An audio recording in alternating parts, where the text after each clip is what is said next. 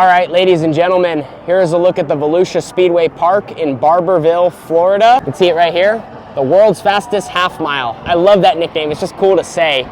Really neat to be here experiencing Florida in February, the first 410 sprint car races of the season with the World of Outlaws Sprint Car Series. If you look over that way, we have over 40 cars in the pit area and almost 100 modifieds. You heard that correctly, almost 100 modifieds. So plenty of action on track. Volusia's quick, we're figuring it out, and that's why we're here to continue to get comfortable in the Buch 13 car and work on just, gelling together and getting our hot lap and qualifying down. It's so important in this sport. We worked on it with my car, previous rides that I've been in, it's just everything. So getting comfortable so we can go fast and put together some good results. Here shortly, the night will be underway with engine heat, hot laps, and qualifying with the Outlaws. So we'll be getting all suited up and just looking to make the most of this Friday show. Yesterday did rain out. We raced on Wednesday, and then we have a 20,000 to win finale tomorrow. So that's a little bit about what the weekend looks like. And if you kind of peek behind my left shoulder here, they're watering the racetrack. So it's almost done being prepped. Cars are almost done being prepped, and we'll be on track here shortly.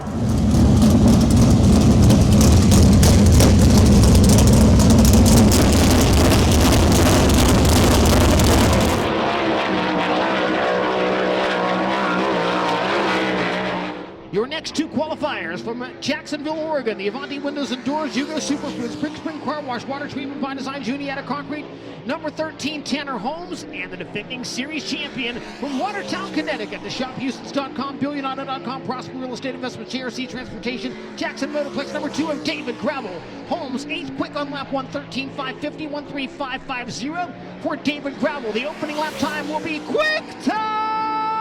13,200, 13200. Holmes up to 4th quick on lap 2 at a 13,380, 113,381.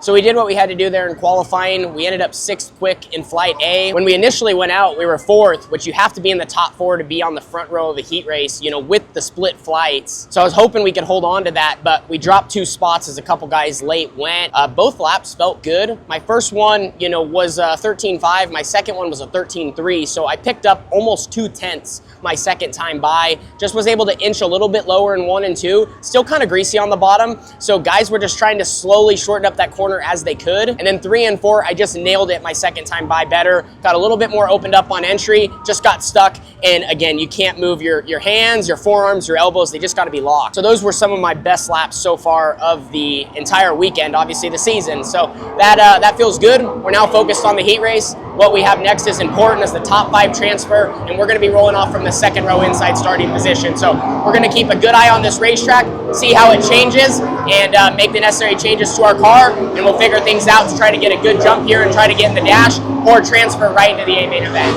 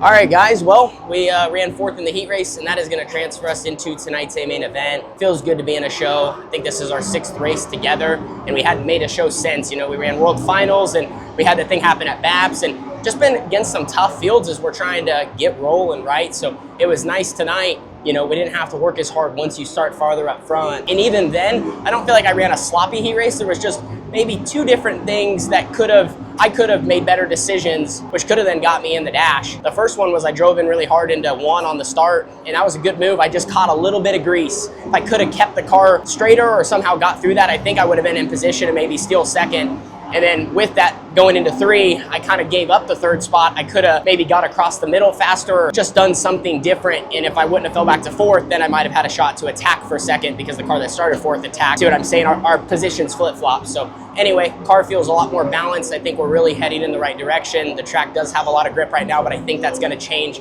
just like it has, you know, this week and what we watched last week on TV. So we're going to keep working as a team, and yeah, it just feels good to be in the show. And now we're going to get some really legit laps coming up.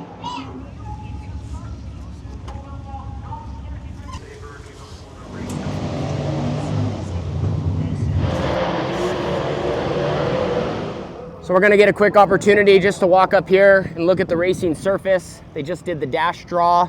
So they have that, the lower mains, some mod stuff, and then our 25 lap A. We're gonna be starting mid-pack or a little bit farther back, I think somewhere between 13th and 16th position. You might be able to see the track a little bit through the fence behind me. There's still some grip up here on the high side, and there's a little bit on the bottom. This place is starting to widen, but I do feel like we're seeing some of the moisture and maybe that extra rain and the precipitation that we had yesterday show up, and we're really gonna see it when the mods come out because they could tear into this track, and if there is a little bit of moisture down under, it could come back up. Not like it's gonna get crazy hooked up or anything, but you just might see spots that were softer, that stay wet, and then other spots that are packed that harden up, and then again, that's where it slickens off. So anyway, just really trying to be a student of this racetrack. Seems like it changes in a heartbeat. 3 and 4 is widening really on the entry, and 1 and 2 guys are still going everywhere. So again, we're in for a good surface. It's just been different every single night, it seems like, which is a great racetrack, makes it exciting for the fans, and really keeps us drivers on our toes.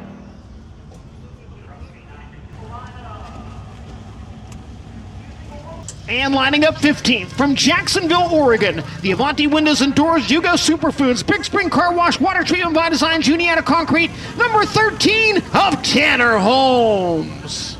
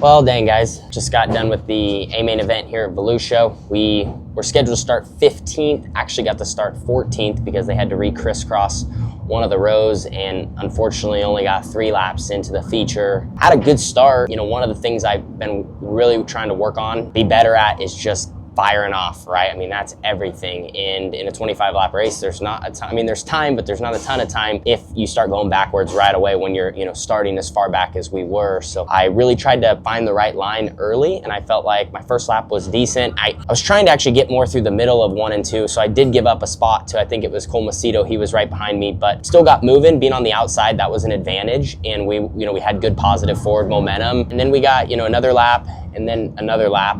And that's where, you know, I made a mistake. I got going, and I actually had seen, I think Donnie had came across, he was kind of running the middle. He came from the B main event, so he was moving through the field, and I saw him kind of come up off of turn 2. And, you know, there's so much grip down the backstretch on the top, so I was trying to keep my foot in it to, you know, keep going, right? Keep good speed. That's one of the fastest parts on the track when you kind of get into turn 3. And I was in the grip, and I knew he was kind of coming up, and I think I saw him, and he was obviously ahead of me. And I mean, watching the footage back, and I need to see the onboard, but I kind of was like darting low, and I actually don't know if we made contact. I don't think we did, but it is kind of hard to tell because I was coming up on him, and that's when there was that other car inside, and I think I just got my focus so on him. And then all of a sudden, as I was darting low, then there was a car there, and it kind of spooked me, and I made a bad decision and turned, you know, I basically got the car almost like, say, like whiskey throttled one way back the other way. So, and I don't know, maybe a little bit of dirty air as I came up on Donnie. I'm not sure. I got moving good, and I was, you know, rolling, and like, hey man, things felt good, car felt comfy, all that. So that's good improvement. But yeah, obviously we wanted those laps. So, you know, shoulda, coulda, woulda, but I should have probably just settled down there for a second. It was just, I saw Donnie come up, and I had this idea that like, hey, I had the speed to kind of race him back, and then all of a sudden, you know, those cars ended up where they were, and yeah, that was that. So I just didn't react how I should have, and that's probably a product of just this place being so fast, right? Team's fixing it up, just assessing the damage. Just broke a lot of stuff in the rear end, and change rear end, change rear arms, check torque tube, driveline. I mean, I'm sure that stuff could be bent, could be straight, kind of one of those things, shocks, all that stuff. Just the back of the car, but I think the car itself's all right. It just, you know, hit the wall at a good speed, and again, when you hit the wall and you're going fast, it just breaks a bunch of crap. So it sucks. Feel bad for my guys. I wanted a lot better than that, but glad that, you know, it's good that I'm feeling good and you know, had some speed. So we got something to work with.